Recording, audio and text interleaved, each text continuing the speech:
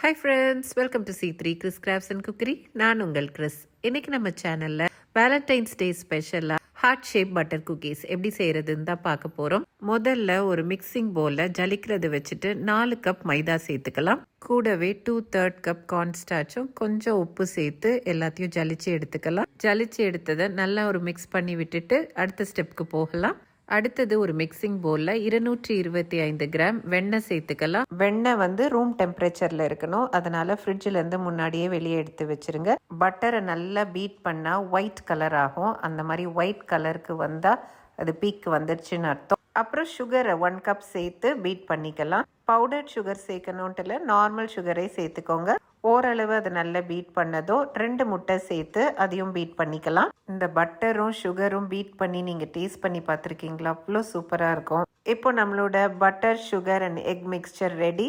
அடுத்தது நம்ம இந்த மிக்சரை பாதியாக பிரிக்க போகிறோம். அதே போல் ஃபஸ்ட்டு ஜலிச்சு வச்ச மைதா கார்ன்ஸ்டார்ச் அதையும் பாதியாக பிரிச்சுக்கலாம். இதை ஏன் நம்ம பாதியாக பிரிக்கிறோம்னா, ஒரு பாதியில் மட்டும் கலர் ஆட் பண்ண போகிறோம். அதுக்கு ஒரு பாதி பட்டர் எடுத்து வச்சோம்ல, அதில் ஒரு பாதி மைதாவை நம்ம சேர்த்து இந்த மாதிரி கன்சிஸ்டன்சிக்கு பீட் பண்ணி கொண்டு வந்துடணும்.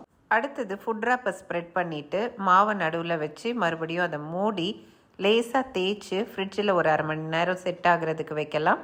இதே போல் நம்ம அடுத்த செட்டையும் ரெடி பண்ண போகிறோம்.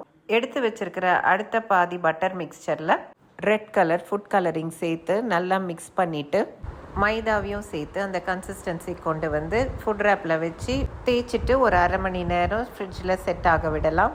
1/2 மணி நேரத்துக்கு அப்புறம் ஃப்ரிட்ஜிலேருந்து மாவை எடுத்து லேசாக மாவு தூவிட்டு ரோலிங் பென் வச்சு ரோல் பண்ணணும். குக்கீஸ் பண்ணுற திக்னஸ்க்கு நம்ம ரோல் பண்ணி வச்சுக்கணும். அதே மாதிரி அடுத்த கலரையும் நம்ம ரோல் பண்ணி வச்சுக்கலாம். அடுத்தது இந்த மாவில் நமக்கு வேண்டிய ஷேப் கட் பண்ணிக்கலாம். நம்ம வேலண்டைன்ஸ் டே ஸ்பெஷலாக பண்ணுறனால ஹார்ட் ஷேப்பில் கட் பண்ண போகிறோம். இந்த மாதிரி நம்ம தேவையான டிசைன்ஸ்லலாம் பண்ணிவிட்டு இதை நம்ம பேக் பண்ண போகிறோம். ஃபஸ்ட்டு அவனை ப்ரீ ஹீட் பண்ணிவிட்டு அப்புறம் உங்களுடைய அவன் செட்டிங்ஸ்க்கு ஏற்ற மாதிரி பேக் பண்ணி எடுக்க வேண்டியதான். இது ஒரு சிம்பிளான ரெசிபி. கொஞ்சம் இன்க்ரீடியன்ட்ஸ் வச்சு வீட்டிலையே எம்மியான அட்ராக்டிவான குக்கீஸ் நம்ம செஞ்சிடலாம்.